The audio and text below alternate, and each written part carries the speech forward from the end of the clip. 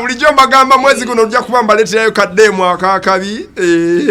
Oh yeah. Hi. Hello. How are you? I'm good. Era ekizibu kino kyebunye banneesi balina kuba banne munsabire abali eyo kubanga bannange nyewe okuyitaani Maya. wanje babuuzeeko bagamba amannya go bakutegeere Bana batula mugamba mutya muli mutya eyo amanya nze Maya mwana mwala Maya ngawe mundaba nalulungi abanya wakana nalulungi oli otya Maya jendi oli otya Katongo omaze n'okkiriza n'ojja maama tukoleko naawe alwaki sijja kyekiganye Okay, Maya tugenda kubeera ne every other Saturday of course jana ajja kubanga atuwa ekibozibozi ebibozi ebisinga okwokya the 5 of them of course on scene tonight but of course this is the first time so tugenda kulaba kyatuleetedde kyategese ebibozibozi bitaano jjukira nabagambye nabawoninze ddala ne bagamba banne Sandra mwamutwala ate olukwe lwali lwawumalu bamugabira Haji Sekirijja Sema Haji Sekirijja tukusaamu ekitiibwa niwe tukola bubi taata okwota akantu kabe n'okatwala so munaye tukusaba naye tebakutwala anze tewali antwala ndi wawano paka last bwe mutyo ne munno bwe yali munnaye so munnange okukyala kwalinga bw'okyala tukubuuza ky'oyambadde kati olwayo njagala ntegeere oyambadde ki okinyonnyoli olugoye ki olwo nze nyambadde just kano ka 2-piece eno top ne ka skirt just nga bw'okalaba nga bwennyumye bwenti 2-piece bakayita 2-piece 2-piece kikagenderako ka top ne ka skirt nga si dress just 2-piece kweka osogenda mu dduuka n'obuuza mpayo 2-piece just 2-piece nga bigenderako ka top nga kagenderako ne skirt yako eba 2-piece umalo so tugiramu kamera ne twetegereza ku 2-piece nga bwembuuza nange okay twaga ataka gatu kan just ka boot bakayita ka boot heel naye nga ka boot heel boot oba boot heel heel boot wetwale boot heel boot kwegamba boot egendera ku 2-piece ekagendeddeko gwe nga bw'okalaba era oba okagala gweosobola okufuna just kali simple sika waggulu nnyo kali nti kawanvu nnyo ekagendeddeko gwe nga bw'okalaba smart nga bwendi okay kale no problem alright ataka viri viri kyezo no braids bazita braids just so omuwala ina bw'ogenda osobola okusiba kye bayita braids bw'agenda mu saluni abuuza braids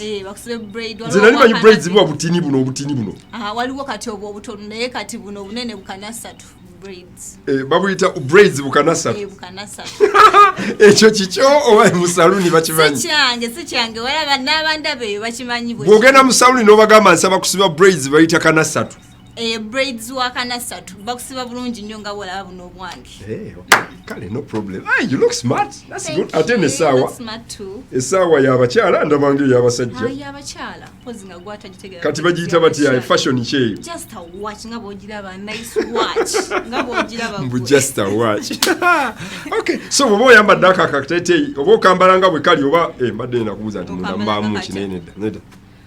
anti fe abasajja olumu osobola okuteekako kijiini n'okubako n'essaati n'otambula nga temuli kyoseemu kati n'olatola wawumalu gweyambadde awo kyogamba omutemuli kirimu mwoyo siyanza omusajja ow'ekitiibwa obwo n'oteekamu nsookamu kajiini akampi munda nenzizaako pule nendyoka nteekako jiini bale manyi okoze nga wumalu kuba ye waliwo ngambi waneeno ya atambulira awo era ye asaamu ebipale bye n'atambula bwati sajja wumalu oba yakula atya yenna atambula atya atambula yenna yewujja bwewujja oba kiki anyway alright bakuyita Sumaya Maya okay Maya okay kyakabinyo badde Maya olwalira ze so agenda kubanga atuwa ebibozi bitano ebisinga okwokya naye nga tukube ku simu bannaye akantu kali katya mumbuulire akantu kali katya smartness no weza wanji taata kale baba ono Emma na tete Emma wanji taata kali katya iriya naye baba akakuba katutonyetonyemu wano naye akantu kali kiriya kali kiriya kimala abantu bagala akantu kali kiriya besi musairo njagalayo ng'omu yekka tulabike nga tumanya kali kiriya tikali kiriya alo wanji taata omukulu katongola gyebali wanji yebali kumukulu katongola kale taata Ono mahoga niyo ne bukasa. Mahoga ni akantu kali kiria. Mwana katwale butwazi nawe katwale uwo katinga kikimani. Ntwale butwazi. Twale butwazi. Seta kana kusaba ntwale butwazi. Nzeka kuwa deze mkonga kuwa deze. Jako. Mutwala butwazi. Okay, wacha bachiri. So Maya agenda kubanga tuwa countdown ze bibozi bitane bisingo kocha throughout the week. And of course yakubanga nkomo mutubulire enyimba bbiri zezusubire zino kubeza akabiti. Yakubanga nkomo ne number 2 of course after Maya. Tuyakwatu kumo nazo. But right now katugene nsaba ngene nkwe mukachai. Countdown ya fe yebibozi bya fe ibadde mu week. Nene wesagala marisa okuba tubabuziza kutumazo babuza kansubire buli omu ateredde kuba ngenda kubanga ntandikirawo. Jaga ntandikirawo ne countdown ya fe number 5 era nga muno number 5 ninamu omukyala Catherine Kusasira. Catherine Kusasira temuna emugamba yakoze ekikati muna omukyala oyo Catherine Kusasira yavuddeyo n'agamba nti naye agenda kubanga yesimbawo kuba Kampala Women MP. Munaye omukyala oyo agenda kubanga yesimbawo n'abakyala nga okuli Nabira Naiga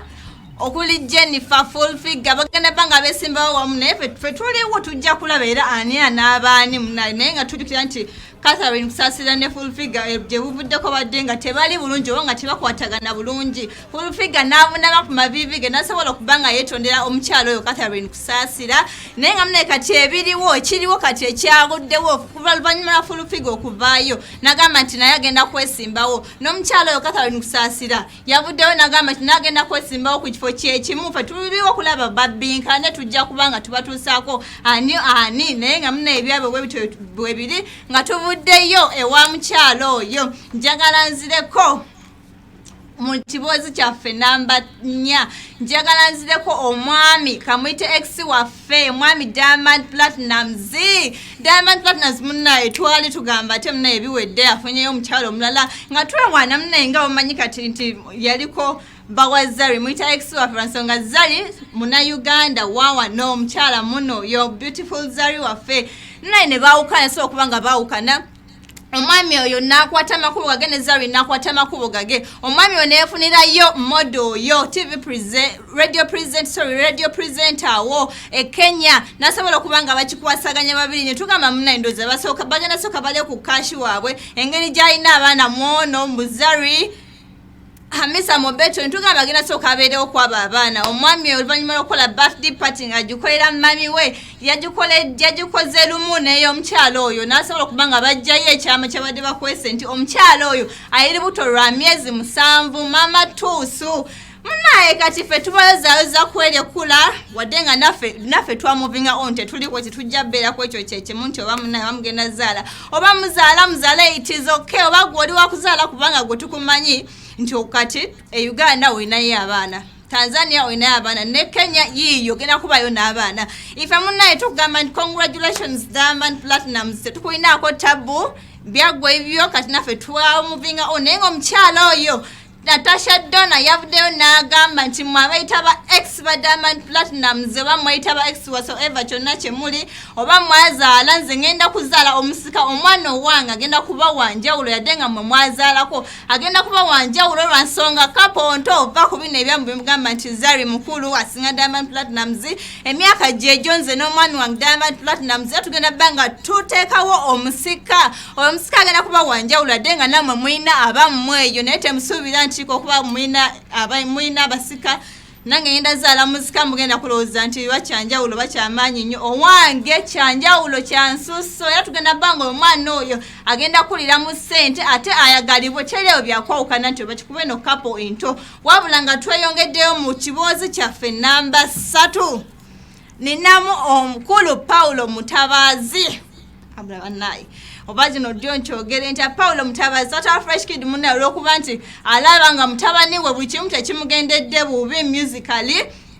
n'asalawo naye yavuddeyo n'asalawo atukubeko batusireko akayimba kamazike gera manager we ye aganaga ekintu ekyo yakikwasaganya era omwami oyo yatusulako akayimba kamazike wadenga video tenafuluma naye nga audio yo etambulira nga asobodde okufunayo bugigs obumu sente azikola yene ze wabula nze ku ludda olwange ndabanga Paulo tata fresh kid fresh daddy nze ndabanga obadde nga asabiriza obusabiriza kuba ng'ogamba yagala maziki kabaka waba kusimya kuweya amaziki olinga yabadde asabiriza obusabiriza ate nga wabadde oyimba naye anyway ebimute byasanyusiza ku bantu abamu bavuddeyo buli omu ng'ayogera obutonotono n'agamba yinza ate okuvayo n'ayimba talina wadde ne talenti agandaga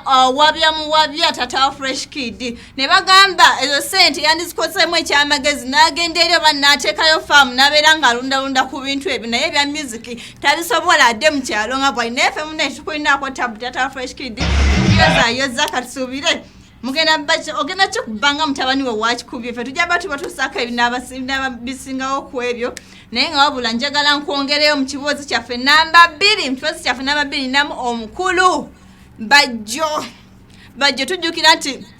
yakwatibwa oluvannyuma lw'okusaasanya ka vidiyo akagambibwa nti yakasaasanya ng'akumakuma abantu omuliro ng'agamba agenda kujjako omukulembeze nga 2:21 tennatuuka nagamba nti agenda mujjako ka vidiyo ako kamukwasa nebasobola okuba nga bamutwala mu kooti oluvannyuma lw'okumutwala mu kooti omwami oyo ne bamusigaza kumpi abadde amazeeyo omwezi wabula nga kati abasinga basanyufu okuli Abitex omukulu Elias Lukwago basanyufu okuli full figure abadayihadi ba people power basanyufu oluvannyuma lw'okuba nti omwami oyo bamuwadde bail ku miliyoni 4 era ne bamusaba miliyoni 2 ezitaliiwo kati naye nga ndowooza bajja zifuneyo mu maaso naye nga ekyessanyu kati nti omwami ali ku bail era ali wabweru ajjawoza bawula bamugambye ajja kuddayo mu kooti nga 25 that is next week but 1 ajja kuddayo mu 5 basobole okuba nga babyogerako era ng'omukulu oba omukyala eyasaze omusango ogwo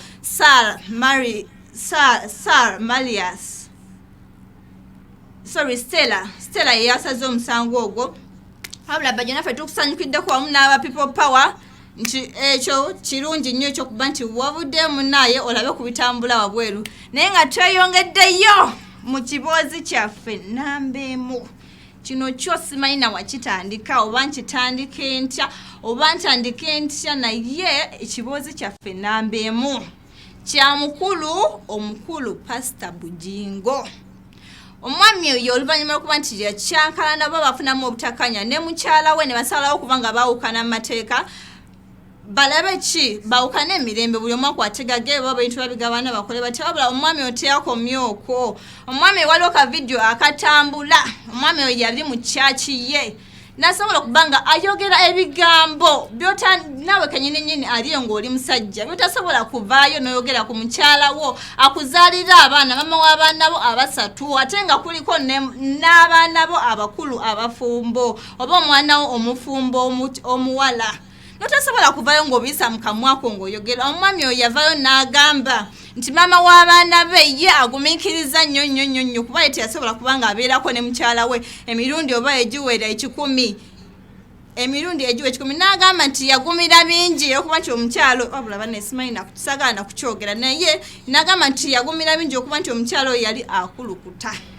n'agamba nze natolanga ssente saakoma kujjanja wabula nagulanga kotoni wa buli kaseera naye mukama naye Bujingo yayogedde ebintu ebyo ebitatusanyusiza naddala ffe abakyala oba abaana kaŋŋambe abaana kubanga omukyala oyo Teddy abeeranga maama wange nze kamuyite abanga maama wange kubanga anzaala alina omuwala omukulu nga nze nayogera ebintu ebyo kwagamba byatunyiza ffe ng'abakyala era twalumiddwa nnyo era ekintu ekyo nga tukivumirira ffe wano ku Delta TV tukivumirira nnyo wabula byo bitasanyusiza mulimu omukulu Gashumba yavuddeyo n'agamba Bujingo I'm so disappointed in you oyinza otya okuvayo n'ogera ebintu ng'ebyo ku mukyala akuzaalira abaana omukyala omukyala bwe mumaze emyaka 29 tugambe tewabuulirwa kojja tewakolota tewakuzibwa lwaki oba tolina mpisa lwaki oba oyogera ebintu ebifaananidde we bityo ku mukyala wo n'agamba nti gwe Teddy Susan omukyala omupya wa Bujingo n'agamba oba gwe owagwa omusajja oyo kimanye nti Bujingo tannakyuka nnyo ebbanga lyamaze n'omukyala oyo erya 29 ery'ebbanga ddene kimanya nti naawe kyekimu kye bajja okukolwa kyekimu ekijja okutuukako. N'agamba omusajja oyo ddala kino kibi nnyo kye yakoze. N'agamba abalumirirwa oba abalwanirira eddembe ly'abakyala mwandivuddeyo nnyo ku nsonga eno, kubanga bannaye ekisusse toyinza kudda ku mukyalawo akuzaalira abaana n'omogerako such nonsense. Moreover nga obyogerera mu kyaki mulimu bootwala abakulabirako katugambe bo banaakola ki, batwala kifaananyi ki eri gy'oli lwa nsonga batwala kifaananyi ki gy'oli kuba balabirako ggwe kyokola kye bakola. Naye anyway ffe tukivumirira neno ku Delta TV